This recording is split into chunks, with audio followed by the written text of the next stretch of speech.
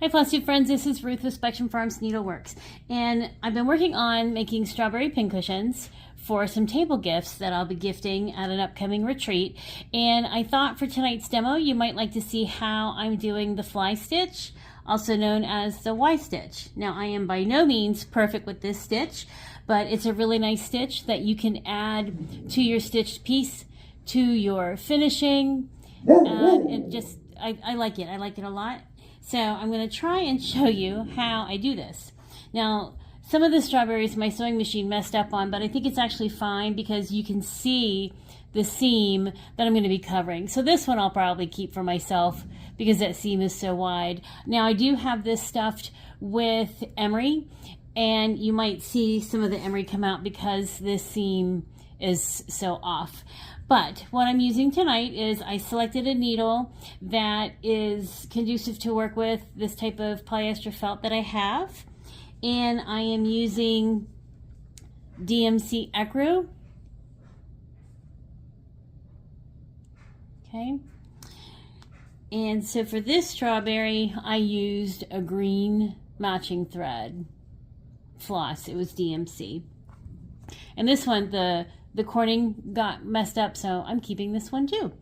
Okay, so this is how I do the fly stitch. There are several different ways that you could do this, but this is how I do it. So for tonight's demonstration, again, I have a needle. I would recommend choosing one that is conducive for what you're stitching with. If it's linen, if it's felt, if it's wool. And then, again, I'm just using some DMC. So, and what I've done is I've cut one strand and I've made a loop.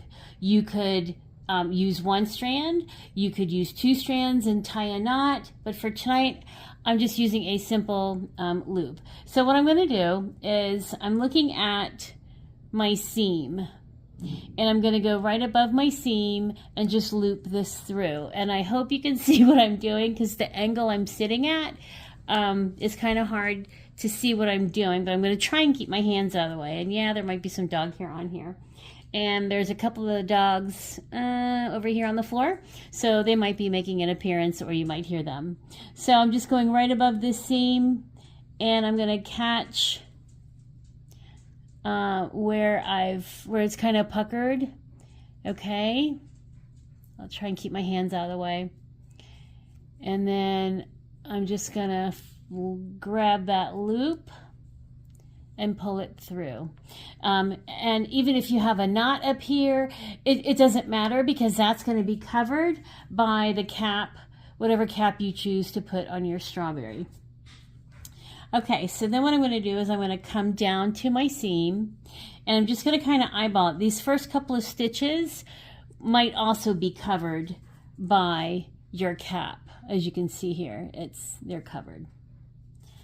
Okay, so I'm just going to kind of eyeball it, and I stitch left and then I go to the right.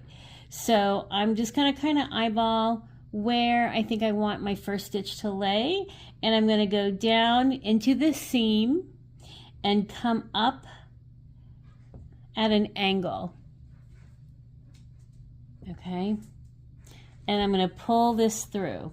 Now what I'm going to do is I'm going to go across to the other side, and I'm going to try and line up my stitches so they're even as much as possible. Sometimes they're not, and that's okay. They don't have to be. And these are primitive berries, so the more primitive they look, I think the better. But I'm just going to kind of eyeball, and I think that's where I'm at. And if not, it's okay because this first stitch is going to probably be covered anyway. So, and then I'm going to come at a downward angle where our first stitch was an upward angle. This time I'm going to come at a downward angle, and I'm going to line it up with the bottom of that thread. Okay, sometimes I get like right at the bottom underneath it, and that's okay. If I don't like the way the stitch looks, I can take it out. But, okay, so now I'm going to go back in, but I'm going to try and grab the bottom of that thread. Okay, and I'm going to bring it through at a downward angle. Okay, and when I pull it through, I'm going to get something that looks like that. Now, what I do is also called a twisted fly stitch. I'm going to take my needle and I'm going to go behind. I'm going to go behind it. I'm not stabbing the pincushion. I'm literally just underneath that thread, okay? And I'm going to pull it through, okay? And when I pull it through and I bring it down, it makes the top of my Y. I hope you can see that. I don't know if it, there we go. Okay, now at this point I can straighten it out. I can fix however it looks, and when I tug on it a little bit, it straightens up. I hope you can see that. I don't know why it's not focusing, but you get the idea. So now I'm going to do it again. I'm going to keep my thread down.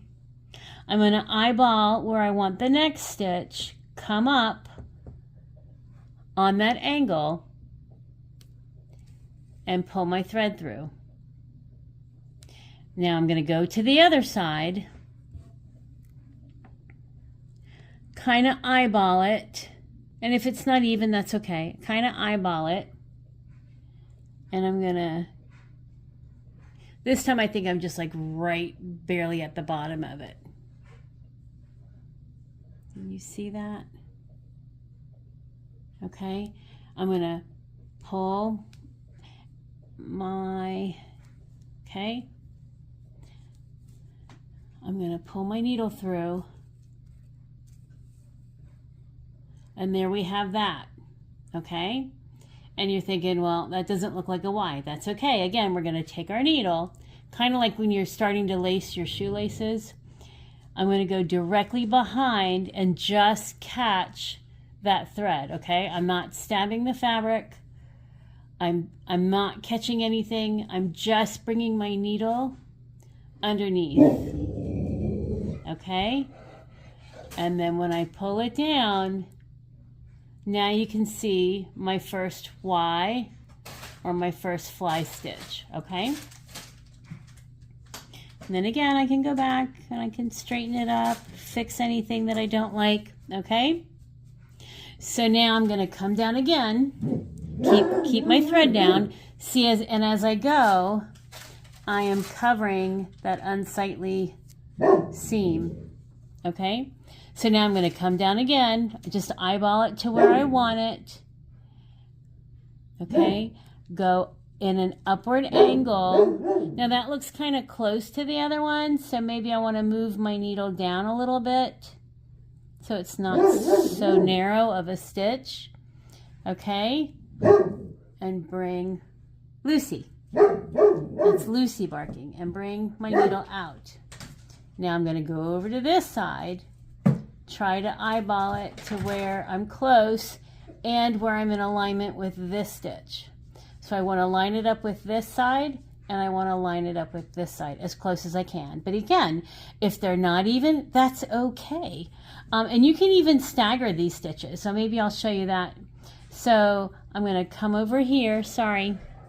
I'm going to come over. Let me eyeball it real quick. See, I'm going to guesstimate right about there. It might not be exact, but again, I'm going to try to line it up with that bottom thread. And if I'm a little off, it's okay. Sorry, let me turn it just a second so I can see where I'm at. Okay, I just was able to catch it. Okay, so now I'm going to push my needle through and pull my thread. So there again, it looks like we've got some kind of a symbol. I'm going to take my needle, go under that thread. Again, I'm not catching anything. I'm just taking my needle under, and I'm going to pull it through and down. Now I have two Ys. And that one might be off just a hair, so I'm going to adjust it just a smidge. I can also tighten up my tail. So here's how it's looking. So when I said you could stagger it, let me make another stitch. I'm going to come down and I'm going to make a stitch, and then maybe I want this one a little lower, but I'm still going to try and catch that bottom. If you don't catch the bottom, you're going to see part of a seam if you're trying to cover the seam. But anyway, well, let me go back to what we're doing. So once you've made several Ys, you may want to come back over here and do your stitch somewhere else. Okay. And then because I didn't line it up, my Y could look like that. That could be a neat decorative piece. And you can see here is where I didn't catch that thread. So I might want to pull that out and fix it. But you could do a line here, you could do a line here. So I could come down and do this one and then go. I don't usually stagger, so I'm not very good at staggering. But then, so there's this one, then maybe I want to come down and then go over here. Oh, I'm running out of thread. Okay, I've rethreaded my needle, but I wanted to show you what I was doing before I cut this off. So if you want to stagger, you could do a stitch here, come down, do a stitch over here. And because I was running out of floss, I don't recommend playing thread chicken when you're doing something like this. So then what I did was, I did my second stitch, I tied a knot, keeping it kind of near the end, but not all the way to the end. And then I'm just pulling it through my pin cushion.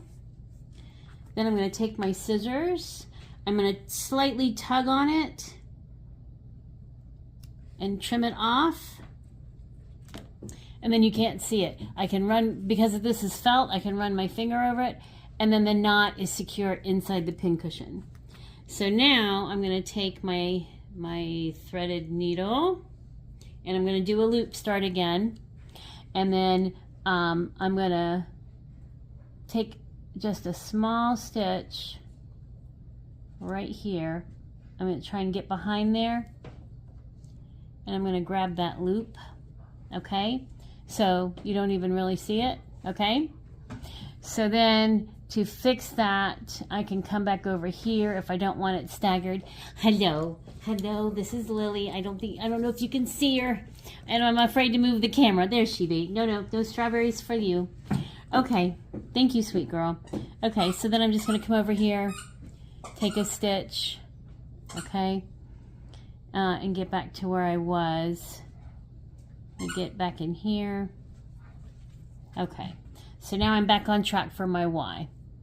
And you can make that a little cleaner. This is just a demonstration for tonight. So now I'm going to come down a little bit more, and I'm going to go right back to where I was making my Y, and then I'm going to come back over here, line it up wherever I want it, try to grab that bottom thread.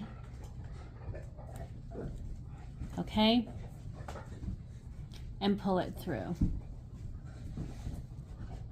There's that little symbol again. I'm going to take my needle, I'm going to go behind it, not grabbing any other threads or fabric, okay, and pull it down to form my Y. Now when I get closer to the bottom, I start making my stitches a little smaller.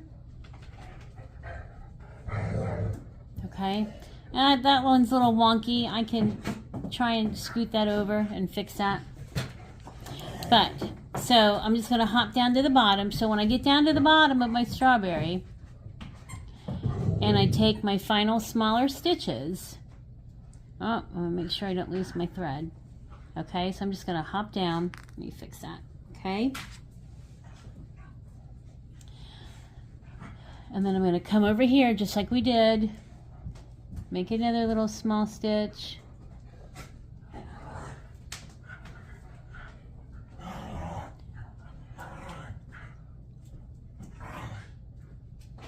okay, I'm going to go behind it, and pull down my thread.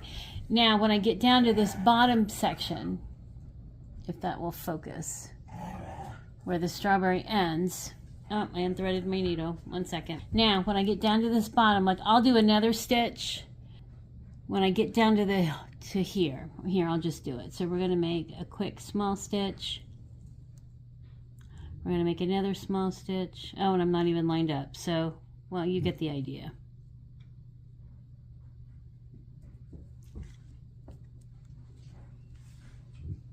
I can realign that when I bring my thread through.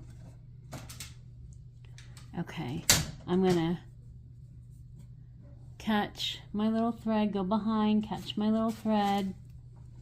Okay, pull down my Y. And then I'm going to tie a knot, not near the very end, because we want to bury the knot. Let's see. Hang on a second, I caught my other thread. Okay. So I typically like my knot.